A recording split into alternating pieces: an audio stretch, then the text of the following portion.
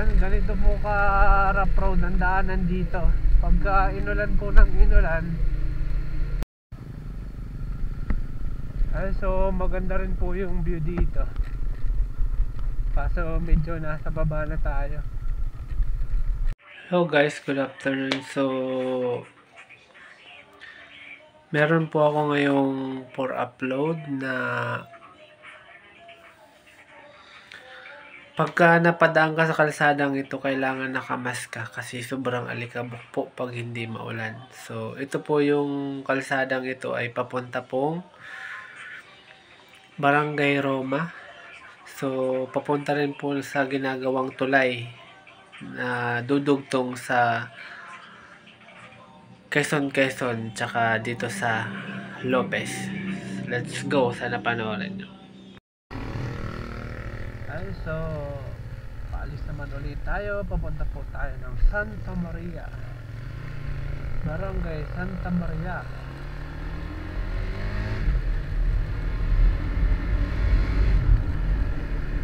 Ay, so update na lang po ako mamaya.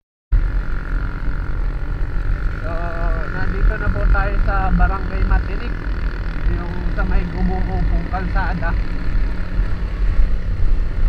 Ito po yung may gumuho po dito. Ayan po yung gumuho kalsada, oh. Kaya po halos kalahati lang po yung dinadaanan dito.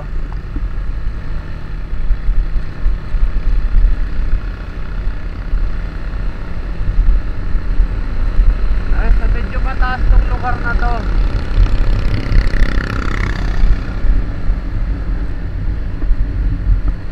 Ayan.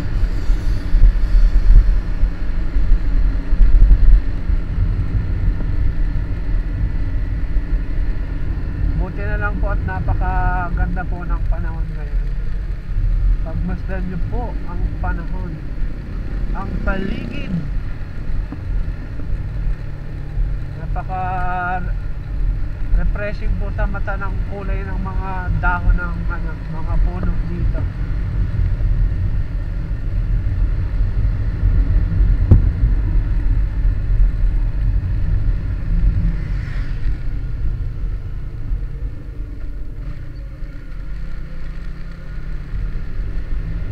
So mag-update na lang po ako mamaya kung malapit na po tayo sa lugar ng aking pupuntahan. So kakapasok lang po natin dito sa Barangay Hundagwa. Ayan.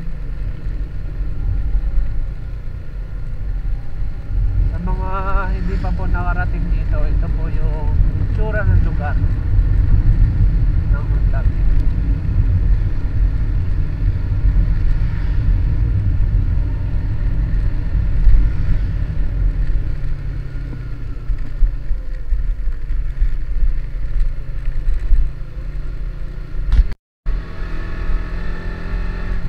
So dito na tayo sa malapit sa may rough road na kalsada. Ito po yung way na to, yung papuntang Barangay Roma. Iisa lang po yung way na yan.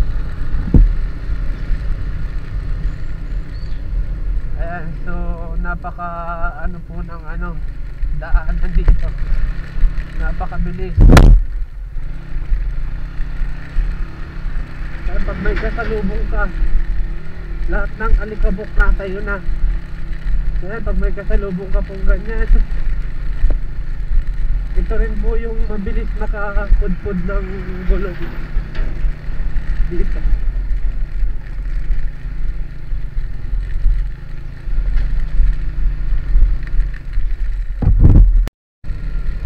Ayan, ganito po ka rough road ang daanan dito. Pagka inulan po ng inulan, sigurado po yung putik.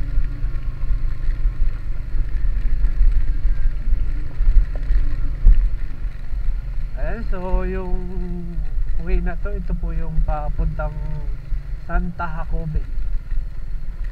Tapos dito po tayo, diretso po tayo dito.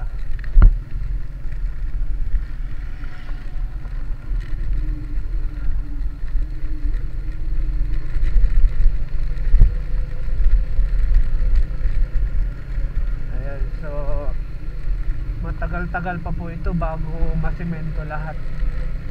Ito rin po yung magiging daanan ng papuntang Quezon pagka natapos na po yung ginagawang tulay doon. Pinagdugtong po, so mahaba-haba pong tulay yun. Ipagdudugtongin po kasi yung isla tsaka dito sa Barangay Roma. So pagka sa ganitong lugar at nag-drive ka dito, kung may allergy ka, kailangan mo po ditong nakamas.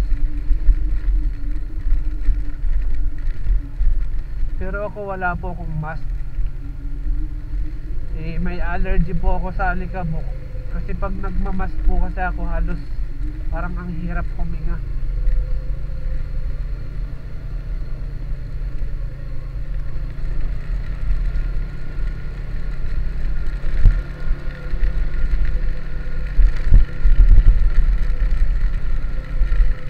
Ayan po, so kahit ganito naman po yung daanan dito ay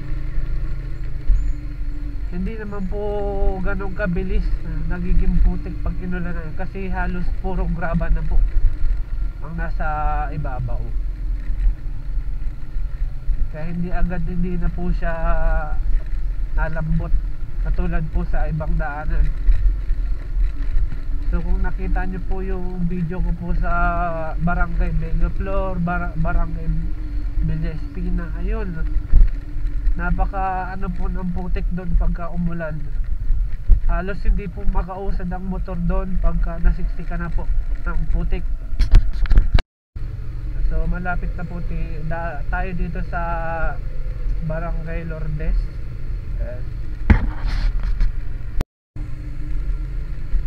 So papunta na po tayo dito sa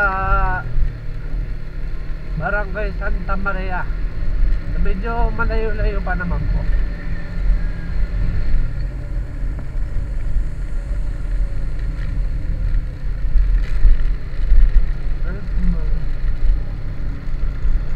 May nakalagay po dito Los Villa. May resort po ata dito sa lugar na to.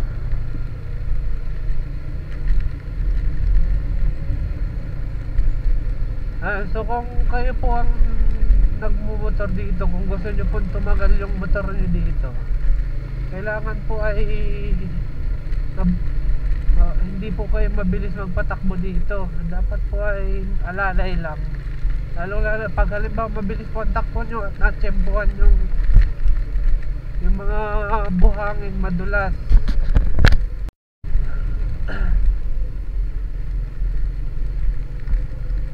So hindi pa pala nakakabalik yung stop na na-accident.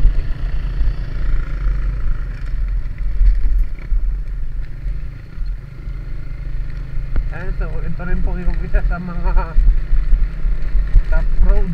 Tingnan nyo po yung gawa po yan ng mga malalaking sasakyan at napunta po doon sa ginagawang tulay.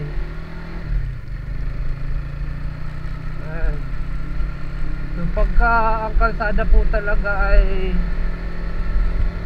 walang kabilya o walang mga bakal sa ilalim, mabilis po talaga siyang nababasag. Lalong lalo na yung mga heavy duty sasakyan, pag dumadaan may mga karga pa pong mabibigat, mabilis po talagang mabasag yung kalsada. Ayun, so napakabilis po nila magpatakbo. So nagmamadali po sila.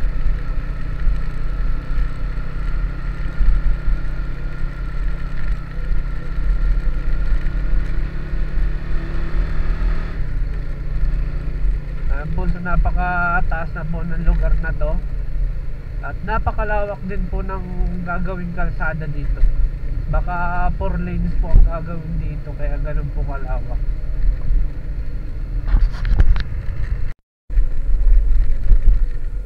So malapit na po tayo. Pagkababa po nito ay Barangay Santa Maria na po. Medyo napalakas yung preno ko dun sa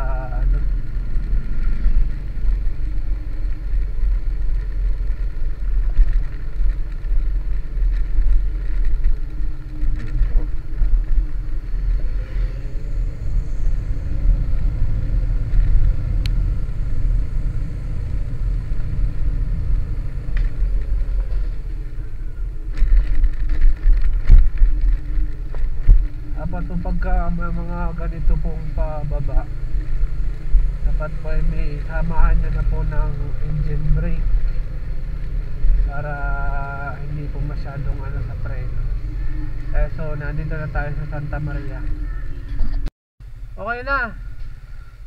Kumikita ang kabuhayan ka pala dito. Ayan po yung kanyang tindahan. Yung tindahan. Anong tawag mo kay mama mo? Anong tawag mo kay mama mo? Mami? Ay wow, yayamanin. Sosyal. Ayan po yung kanyang nanay. Ayan. Hello. Oo. Pero papunta na daw, sabi nakasakay daw sa bangka. Ayan. Sige, so update na lang po ako mamaya. So pabalik na nga po tayo. Nakausap ko na po yung asawa.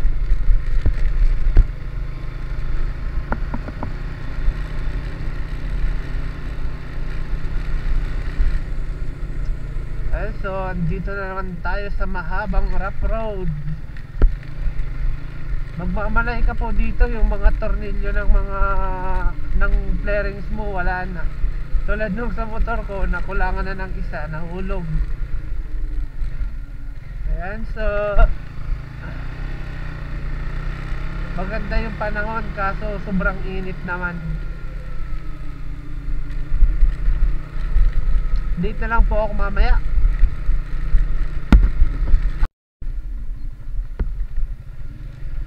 So mayroon pong magandang view dito, ipapakita ko po sa inyo.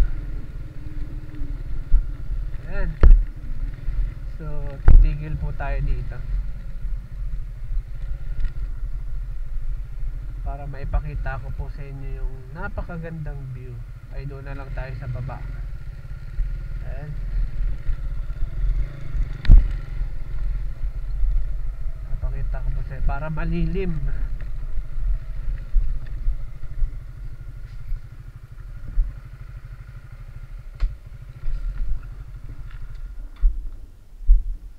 Ayan po ang napakagandang view.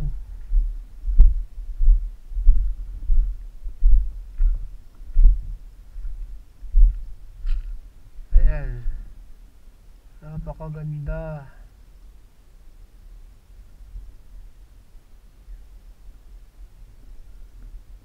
Ayan po.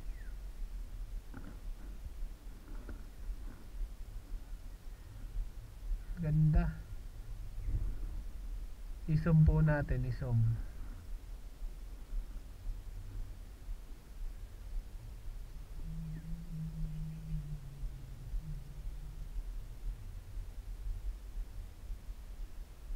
Ayan.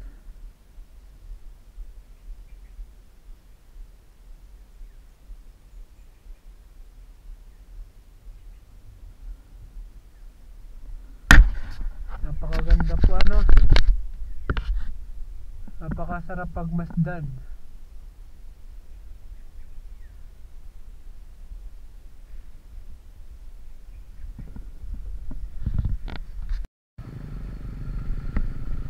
So maganda rin po yung view dito, kaso medyo nasa baba na tayo.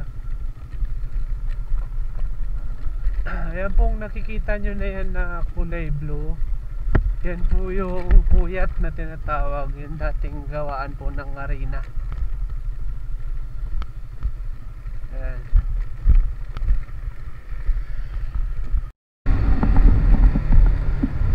So babalik na nga po tayo ng office at napunta na po natin yung house visit.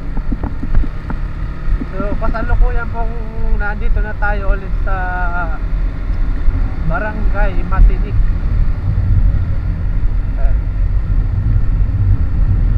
Maganda rin po yung view dito pag nakita nyo po. Ayan o, tingnan nyo po ang view.